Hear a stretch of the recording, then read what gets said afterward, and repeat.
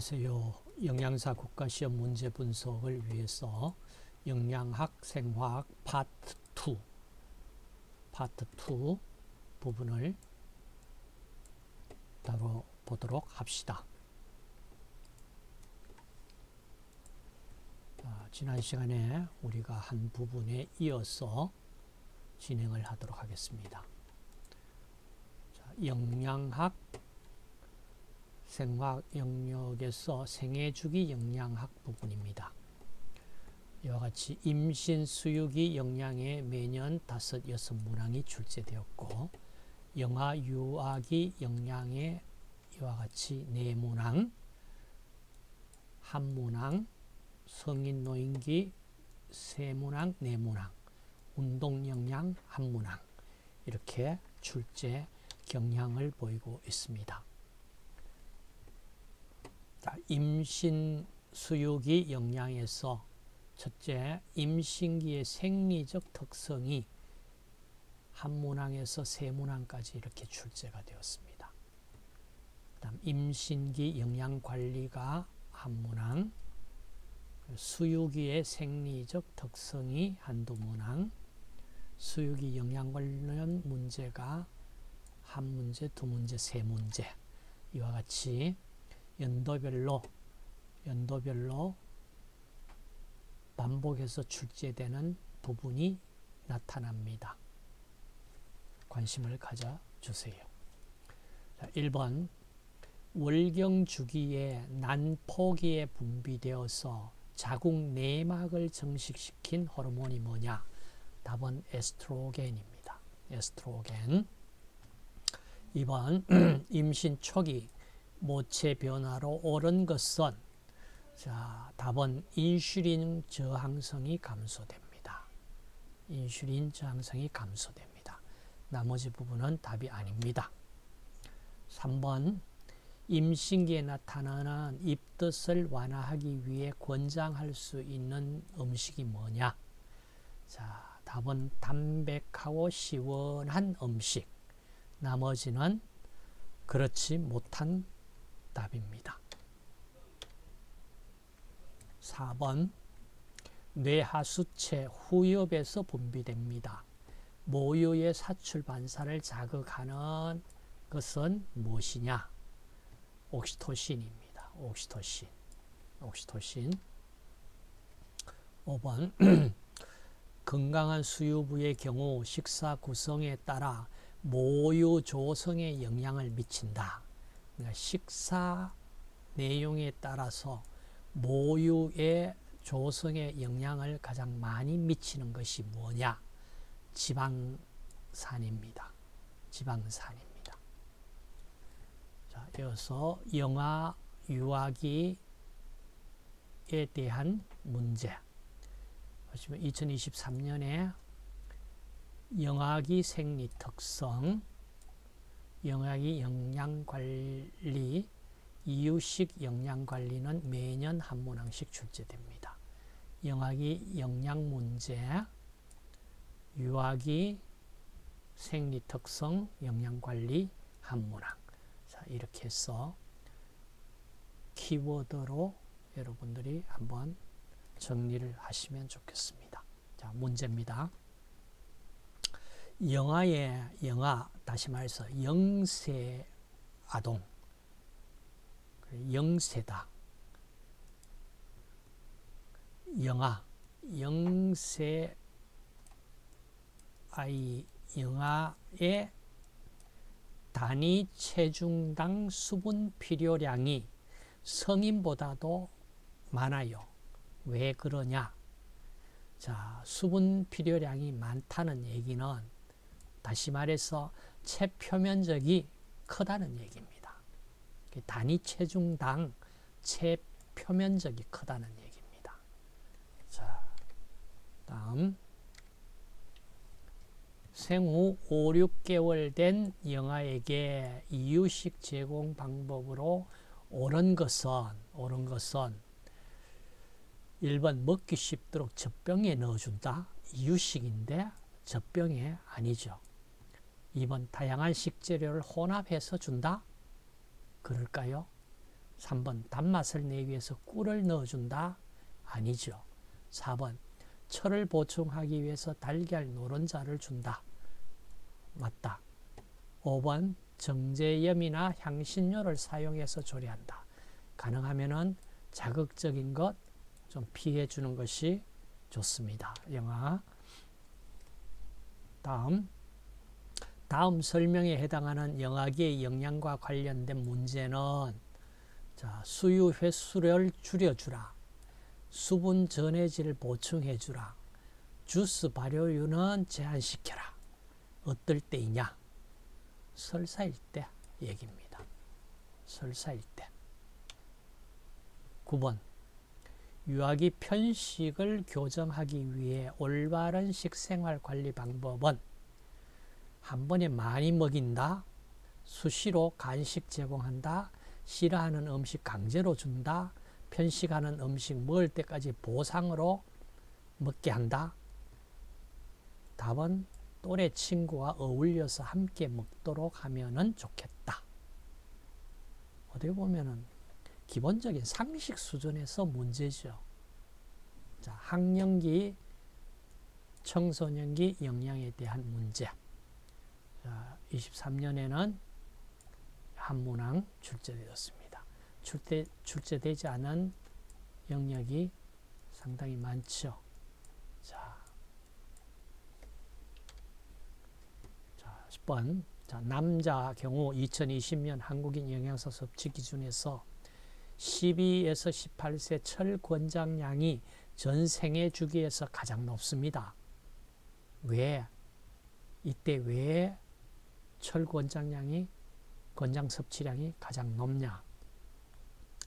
이유는 근육량이 증가되기 때문에. 자, 다음 성인 노인기에 성인기 생리적 특성 및 영양관리 매년 한 문항씩 출제되었습니다. 성인기 영양문제 23년에 출제되었습니다. 노인기 생리적 특성 및 영양관리 한 문항 출제되었습니다. 문제를 보겠습니다. 대사증후군 발생 위험을 높이는 생리적 특성은 답은 인슐린 저항성이 증가가 대사증후군 발생 위험을 높입니다. 나머지는 다 틀렸습니다.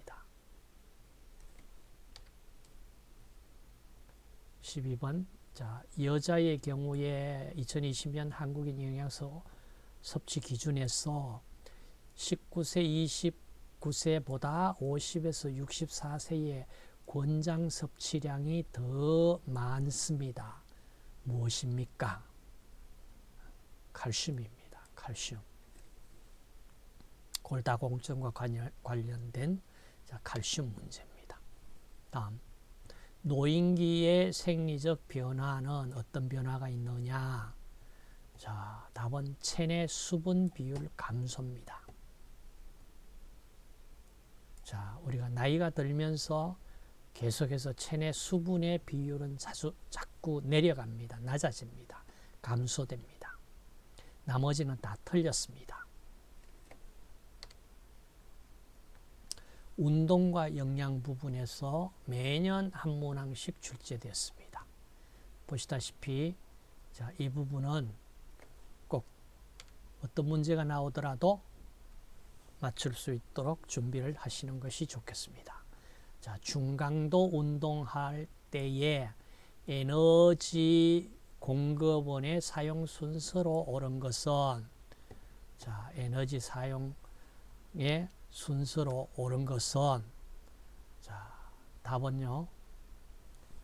자, 포도당, 지방산, 젖산, 크레아틴, 인산, 지방산, 크레아틴, 인상, 지방산, 젖산, 크레아틴, 인상, 포도당, 지방산, 지방산, 포도당, 크레아틴, 인산. 자, ATP가 제일 미리 소비됩니다. 2 내지 4초 동안. 그리고 나서 크레아틴, 인산이 약 한 10초 정도 에너지 공급해 줄 수 있는 에너지원입니다. 다시 말해서 ATP가 에너지 소비되고 ADP가 만들어지면 ADP에 인산기를 공급해서 ATP를 만들어내 줄 수 있습니다. 자, 크레아틴, 인산, 그리고 나서 이제 포도당입니다.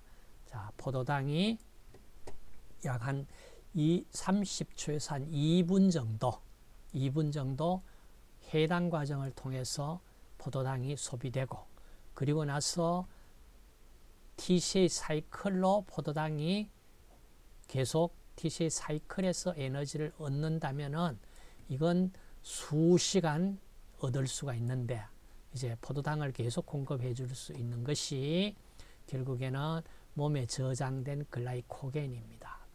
글라이코겐으로부터 이 포도당 공급을 받아서 에너지 낼 수 있는 건 약 한 2시간 이내이다, 이 말입니다. 자, 글라이코겐 2시간 이내 강력 운동 시에 포도당 공급원으로 작용을 할 수 있고요. TCA 사이클 들어가지 못한다면은 바로 해당 과정에서 끝납니다. 그리고 나서 이제 지방산이 저 혹은 중강도의 지속적인 운동을 할 때 지방산이 에너지원으로 사용됩니다. 자, 그 다음 지방 또는 포도당 공급이 부족할 때에는 그 다음 근육의 측세 아미노산이 소비가 됩니다.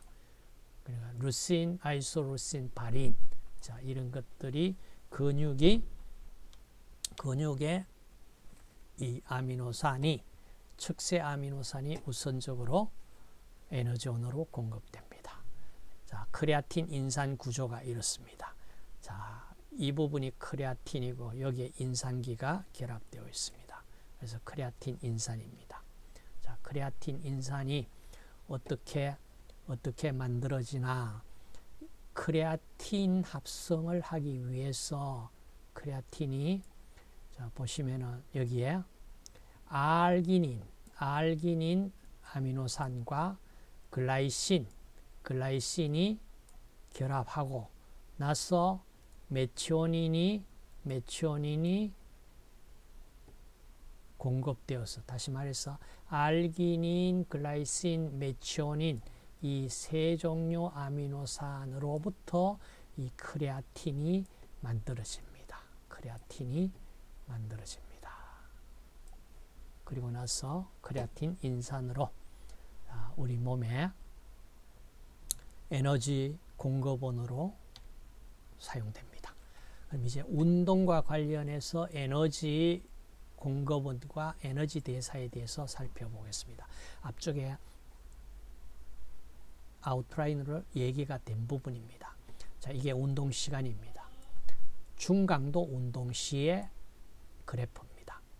자, 처음 ATP가 소비되는 것은 초기에, 자, 약 한 2 내지 4초 정도 에너지 공급할 수 있는 양입니다.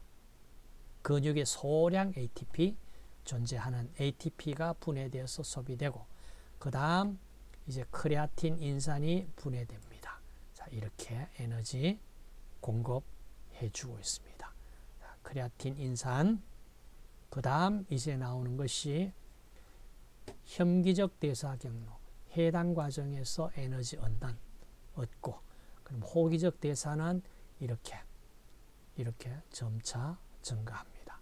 그래서 호기적 대사 경로를 계속 유지하려면은 적어도 이와 같이 한 3, 자, 이 초단이 어디서부터, 자, 이렇게 올라갑니까? 자, 보시면은, 자, 혐기적 대사 경로, 물론 탁 이렇게 끊어지진 않지만은 되게 ATP로부터 크레아틴 인산이 ATP로부터 크레아틴 인산을 합성, 휴식 중인 근육은 크레아틴과 ATP로부터 크레아틴 인산을 만들어 가지고 이 크레아틴 인산이 분해되어 에너지를 내주고, 그 에너지가 ADP와 결합하면 ATP가 만들어져서 ATP 공급원이 된다, 이 얘기입니다. 그래서 자, 크레아틴 인산은 순간적으로 활성화되어서 에너지를 빠르고 강력하게 제공하지만은 근육에 충분한 양이 저장되지 않습니다. 그래서 한 10초 이내에 사용되는 정도 에너지 공급원으로 사용되고 있다. 이 얘기입니다. 그 다음 포도당이 해당 과정과 TCA 사이클을 통해서 자, 공급이 될 때, 자, 다시 봅시다. 해당 과정에서는 자, 크레아틴 인산 다음으로 이제 ATP를 공급해 주는 가장 빠른 경로이다. 약 한 30초에서 한 2분 정도 지속할 수 있는 에너지 공급원이다. 이 말입니다. 그리고 나서 이 해당 과정에서는 이제 단점이 뭡니까? 피로부산이 만들어져서 이 피로부산이 ATP를 지속적으로 공급할 수 없는 상황입니다. 산소 공급이 안 됐습니다. 그러면 젖산으로 화해버려서 이 젖산이 근육 피로를 초래합니다. 그리고 나서 이 젖산은 혈액을 타고 간으로 옮겨져서 그 회로를 코리 회로라고 이름을 불렀죠. 코리 회로를 거쳐서 간으로 가서 다시 포도당을 만들어내는 당신생 경로를 따릅니다. 자, TCA 회로에 들어갔다면은 이제 충분히 산소가 공급되는 상황입니다. 이때는 중 또는 저강도 운동을 할 경우에 피로부산이 미토콘드리아 안으로 들어가서 호기성 대사 과정을 통해 계속 에너지를 발생시켜 줍니다. 이때는 이제 수시간 동안 지속할 수 있는 ATP 공급이 됩니다. 자, 글라이코겐이 간에 약 한 100g, 근육이 약 250g, 합해서 약 350g 정도 저장할 수가 있습니다. 자, 이 글라이코겐이 에너지원으로 사용될 수 있는 게 바로 한 2시간 이내에 지속되는 어떤 강력한 운동 시 포도당 공급원으로 작용해서 에너지원으로 사용된다. 이 말입니다. 그 다음 이제 지방이 분해됩니다. 우리가 비만 관련해서 지방을 분해시키려면은 적어도 어떻습니까? 자, 혈중의 유리지방산 농도가요, 미리몰 단위입니다. 약 6mm몰 정도 있습니다. 휴식 상태에 있습니다. 그리고 이제 운동합니다. 중강도 운동을 합니다. 그러면은 약 한 20분 정도까지 계속 혈중 유리지방산의 농도가 줄어듭니다. 줄어든다는 이 얘기는 여기서부터 이제 유리지방산이 지방산이 에너지원으로 어느 정도 사용이 되고, 이거는 혈중에 있는 지방산. 그리고 나서 이제 운동이 계속 지속되면 어때요? 혈중 유리지방산이 쭉 증가합니다. 아주 증가합니다. 그리고 나서 최대 증가되는, 자, 이 상태가 지금 이제 몸의 지방이 분해되어 가지고 사용되는 영역입니다. 그래서 이 영역을 약 한 20분 이후부터 약 한 90분 가까이, 자, 이 영역입니다.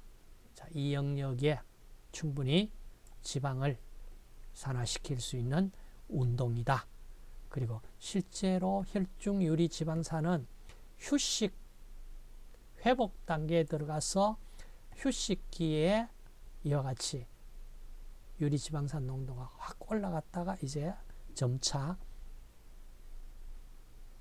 낮아진다. 자, 이런 그래프를 그리고 있다는 걸 생각을 하시면 되겠습니다.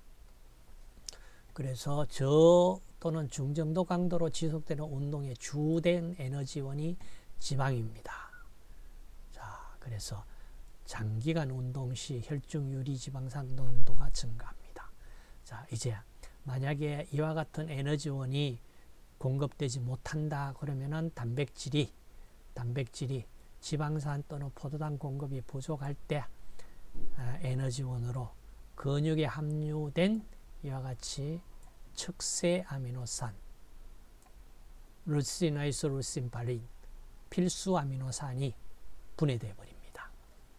그리고 나서 나머지 우리가 운동시 영양 관리는 특히 에너지 공급도 필요하고 단백질, 바이타민, 무기질, 수분 할 것 없이 종합적으로 잘 영양 관리가 필요하다. 자, 이렇게 해서 생애적인 영양의 내용을 살펴봤습니다. 자, 항목별로는 연도별 항목별 큰 변동은 없더라도 문항 세부 문항에서는 연도별로 변화가 심하다. 그리고 나서 5, 6년 중요한 문제들은 반복 출제가 된다. 키워드로 이용해서 자기 것으로 문제를 만들면서 정리를 하시길 부탁드립니다. 이것으로 생애주기 영양학을 마치겠습니다. 수고하셨습니다.